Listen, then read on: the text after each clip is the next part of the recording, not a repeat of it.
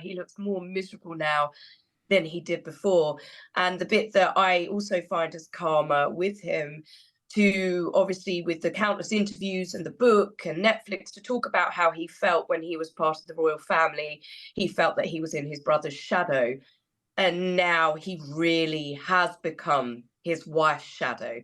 A lot of the time when they're at events, he looks little more than part of her entourage. And I can imagine that has slowly worn down his ego, and maybe this is why he is doing a lot more solo events. He's desperate to try and claw back some of the admiration that the public used to have for him. And a major new German TV expose on Harry and Meghan is about to air. It is called The Lost Prince. We were expecting that there were going to be big revelations about what's really going on with Harry and Meghan. However, some suggestion that it may now be a whitewash. According to Taz, the royal YouTube sensation has been looking into The Lost Prince. Tash, we were told that this was going to be a controversial, shocking, bombshell documentary, and that it had been pulled for legal reasons. It now does have a date in the TV schedule next week. Are you expecting bombshells? When it first came out, Dan, I remember bombshell revelations. Meghan is apparently terrified. Harry and Meghan can't take any more, bashing of their characters and their good names. It was blown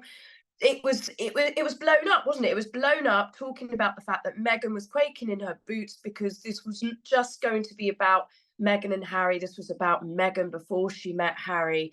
And of course, it garnered a lot of interest. A lot of people were like, oh, this sounds like they tipped it as an expose. And now it's not so much of an expose. So they pulled it. And the director posted on Instagram saying, don't worry, it's just we're dotting the I's and crossing the T's. We've got to make sure that we've done full background checks because it relates to Meghan's past.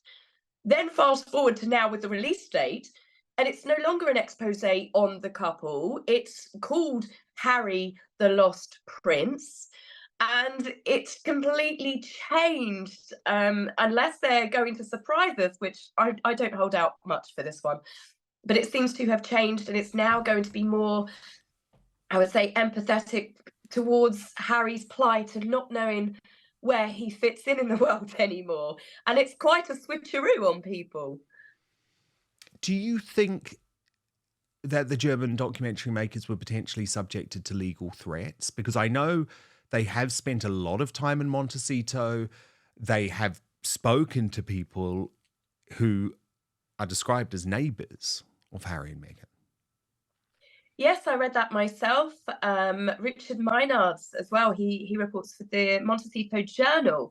He was actually recently speaking about the potential start of a separation between the couple because the neighbours were gossiping. And, so they've obviously been out there doing some research. But I'm unsure whether it's the legal proceedings, which, obviously if they were doing an expose on Harry and Meghan, they know that the couple are, very, very happy to throw around threats of a lawsuit. They know that they have threatened to sue quite a lot of people. So it shouldn't have come as a shock that they would obviously want their lawyers to go over it. But there's a bit of me that can't help but think that this is just false advertising, that it's actually going to be a documentary on Harry, another version, another moment for us to basically, the public, be told about poor Harry, poor Meghan, what they had to suffer, Harry living in his brother's shadow. And then they've tried to advertise it to get more viewership. People thinking it's going to be an expose are going to watch it, aren't they? People that think we're going to learn something new. But every time this has happened, even authors have said, all these revelations they're putting in their books, when it comes out, there's not really anything new that everybody didn't already know. So I think this might be, as the new expression that everyone uses, Dan, a nothing burger. Yeah, I do worry about that. I do worry about that. But it will be interesting to see. Now, there has been another disaster for Harry and Meghan this week. The Polo show, the Real Housewives of Polo, has been utterly slammed. But, I mean, not just slammed, Tash, by Hollywood executives and Mm. viewers who have rated it thumbs down. I mean, it does look absolutely awful. It is so clearly going to be their biggest flop yet. But also by Harry's friends, his old Polo friends. And I think this must have really hurt because they've spoken to the Daily Beast saying, and these are old friends with Harry who were very close to him, who played polo with him in his younger years, saying they have been left in, quote, appalled hysterics by the show, which they describe as tacky. And I want to tell you exactly what they say because, of course, Harry and Meghan are executive producers on this documentary. So one former friend said, it's hilarious, but not in a good way. It's so tacky and cringy. It's literally the worst things about Polo. I watched it in appalled hysterics. Another former friend said the irony is that polo is actually a surprisingly inclusive sport these days. You do see plenty of rich kids, but there are also plenty of kids from less rarefied backgrounds who just happen to be fantastic riders who are sponsored by the teams. It doesn't look like this show is going to foreground that, which is a real missed opportunity. And look, Tash, we can talk specifically about the show, but I think what's more interesting to me is we've got to the point where Harry's closest, oldest friends are so let down by this guy, no longer recognize the guy who they played polo with, that they will brief to the Daily Beast about his new TV show. I mean, that was unheard of even a couple of years ago because there was this cone of silence and this loyalty. But he's just annoyed people to such a chronic degree. He's shown no loyalty to anyone, has he? He's shown No. no loyalty to his grandparents, to his father, to his brother, and also to his friends. I mean, that poor young lady that lost her virginity, or he lost his virginity to, she had her face smashed all over the papers. I mean, Harry's book and his expose on his family, it wasn't just, one or two stories. I mean, he's pulled everyone into this. People in the army, old polo friends, people that supported him and loved him his entire life. Harry wasn't just around his family that loved him. He was very close to a lot of these childhood friends, old Etonian friends, and their families. He was part of many circles of friends. And like you said, they never ever sold stories about him. They protected him. They, alongside Palace PR and Harry's security guards and his family, did everything to make sure that Harry came across very well. They did cover-ups for him. I'm sure quite a lot of them took the blame for things that Harry did themselves, especially when he was younger, throwing girls into water fountains and whatnot. And of course, why wouldn't they speak out now? If he's not loyal to anybody else, and he's hurt a lot of friends' feelings. I mean, he's not gone to their weddings. People that came to his wedding. I mean, I think it was one of his long-term childhood friends, Skippy.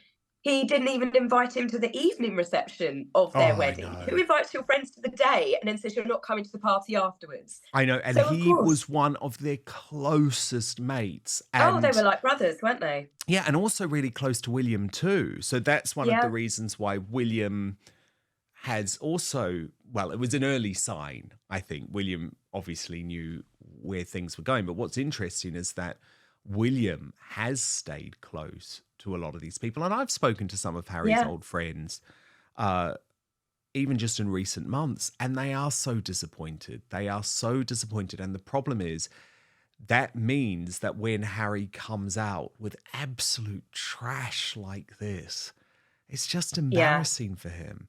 and it is Because, trash. well, yeah, and the thing is, Tash, when they got the deal with Netflix? Do you remember the histrionics in terms of what they claimed they were going to do? I mean, literally, they made out as if this deal was going to change the world. You know, Oh, it was like wasn't it? Oprah Winfrey and Barack Obama combined. They were humanitarians. This was all about changing the world with their projects.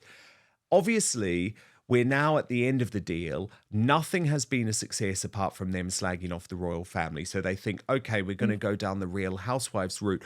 But for Harry's friends, it's a betrayal because actually they believe in Polo. Now, we can talk about it, Tash, and say, okay, it's a bit of a sport for the rich boys, the poshers, but they don't view it that way. They are very passionate about it. And the worry is that Harry is actually going to negatively impact the reputation of Polo. I guess the irony here, though, Tash, is that we know Harry is the person who is most embarrassed about this in the world. He knows it's a car crash. He knows it's a catastrophe. But what choice does he have to stick his name on this and hopefully get out at the end of the deal? Tash, stand by. Back with you in just 1 minute. But first, we've partnered with Gundry MD to share this information with you. Would you believe if I told you inside your pantry right now is one of the healthiest foods on the planet? Yes, it's true. Not some weird trendy superfood either. It's olive oil. You're probably used to cooking with it, but there are countless ways to use olive oil to help yourself look and feel younger. For example, olive oil is a natural way to help you achieve more youthful appearances. Besides helping you look younger on the outside, though, it's a fantastic tool for your insides as well. According to Dr. Stephen Gundry, a famous cardiothoracic surgeon, nutrition expert, and health advocate, you should get as much high-quality olive oil into your daily routine as possible, whether it's taking a shot of it daily or keeping a bottle of it in your bathroom medicine cupboard. But what kind of olive oil is best for your health? Well, any olive oil can give you some benefits. But if you're looking to get the best results, it matters a lot which one you pick. The olive oil industry is huge. You can tell by the number of olive oil brands you see at the grocery store. And you can bet they're not all made with the consumer in mind. And many brands may even cut corners one way or another to increase profits. When Dr. Gundry came to this realization, he was appalled. But some olive oils are so powerful that it may only take a few tablespoons a week, just a few tablespoons a week, to see these incredible health benefits. So how can you tell between an olive oil that can be a health booster and one which isn't up to par? In an effort to answer that question, Dr. Gundry has decided to take a stand and release his personal findings and research. The video has gone viral since its release, and it's important you see it so you can start benefiting immediately. So you can watch the video right now by going to getolive1.com/outspoken or by clicking the link in the description box below. So that's getolive1.com/outspoken, or just click on the link in the description box below. People who have taken his advice have shared their results with him, saying the olive oil they bought after learning his simple rules have helped change their lives. So make sure you go to getolive1.com/outspoken or click in the description box, which is click on the link. I'll get this one right. I'll be very clear. Click on the link which is in the description box right below this video. I totally agree with that. I mean, it's not going to do Polo any favors, because people that obviously see it already as an elitist sport, they're going to see it even more so as that it's just a vapid existence for trust fund kids to grow up and a millionaire sort of playboy lifestyle. I mean, if that trailer's anything to go by, the entire show is not going to go down well. So I do understand why some people that actually genuinely love the sport and see it for the other side of it are going to think that this is actually going to damage people's perceptions even further of, as I said, most people see it as an elitist sport already. But yeah, I mean, what can you say really about Harry and Meghan's go at Netflix? I remember it very well. It was supposed to be educational programming that the family can watch that will inspire communities. As you said, it was going to change the world. And, it's been a washout. This has possibly been the biggest loss, I'd imagine, that Netflix has ever had. It would be very interesting to see if they've ever paid so much money to for anyone so and got little so return. very little in return. I mean, this is pretty epic. I know. And the thing is, right, Hollywood doesn't have the same money to burn that they had in 2020. You've got to put it No. into the context of when this deal was signed. The COVID pandemic was at its peak. Everyone was sitting at home. They were just splashing money out. Now, Meghan did that very crafty deal where she became best mates with Ted Sarandos's wife. So she thinks that gives her some type of protection. But the Hollywood executives who I talk to say absolutely not. There's no longer the opportunity for these types of vanity deals. If you're not delivering big numbers, you're not going to get the big money from Netflix anymore. And of course, their reputation in Hollywood is trash after they were described as effing grifters by their boss at Spotify anyway. But what's most interesting to me, Tash, though, is that this week we have seen the emergence of Prince William as the sort of royal heartthrob again. And certainly for a few years, he was struggling with his aging and everything a little bit, wasn't he? And the going bald and everything. But it's like he's having a renaissance, just as Harry looks like such a drip. Prince William is, as they say, aging like a fine wine. I mean, he really has matured into a very handsome man. He obviously takes very good care of himself. Both he and Catherine are obviously very clearly sporty. They always have been. But he, with this beard and the confidence that he has, I mean, I cannot imagine the year that he's had, what with concerns about his father, still recovering from the loss of the Queen, about how that's completely changed the entire dynamic of the royal family. And then obviously Catherine with 3 young children. It must have very much played on his mind of everything that he went through, losing his mother at a young age. It's not something that you would ever expect to then happen to your own children. And thankfully it hasn't. But William now looks stronger than ever. And the heartache he has obviously gone through, grieving the loss of his brother. Now, I say grieving, obviously, Harry hasn't died, but in a way, I can imagine that relationship. You do grieve it as a loss. And William just now, he really is glowing, isn't he? In comparison, he's had a glow up, and Harry just looks like he's had the life and soul sucked out of him. He really has changed, and not in a good way. I mean, he looks miserable all the time, very unhappy. He's now, I think his hair loss is just as bad as his brother's. He just grows his hair longer. And, you know, obviously he can't help going bald, but the fact he attacked his brother for it, there's a little bit of karma, I think, in there. And yeah, so Prince William just seems to be becoming a stronger, better man, whereas Harry, as he said, it's not the prince he was born, the man he's become. But I don't think the man he's become is anything really to brag about anymore. No, there's so much karma there. I think there is, because alarmingly bald was how Yeah, he described William. And I that think was there it. was so much arrogance with Harry. He was so confident that it was all just going to go so swimmingly in Yeah. California. And he was so dismissive, Tash, of all of the people who, out of love, actually, and concern, tried to warn him of this exact scenario. And now, here we are. And some of them aren't even saying, I told you so. They're saying, okay, there's a path back. But Yeah. unfortunately, the guy was warned and he didn't listen. And then he trashed his family. And then he trashed his brother. And then he Yeah. lost respect for the public. So, I'm sorry, to me, there is certainly an element of karma with all of this.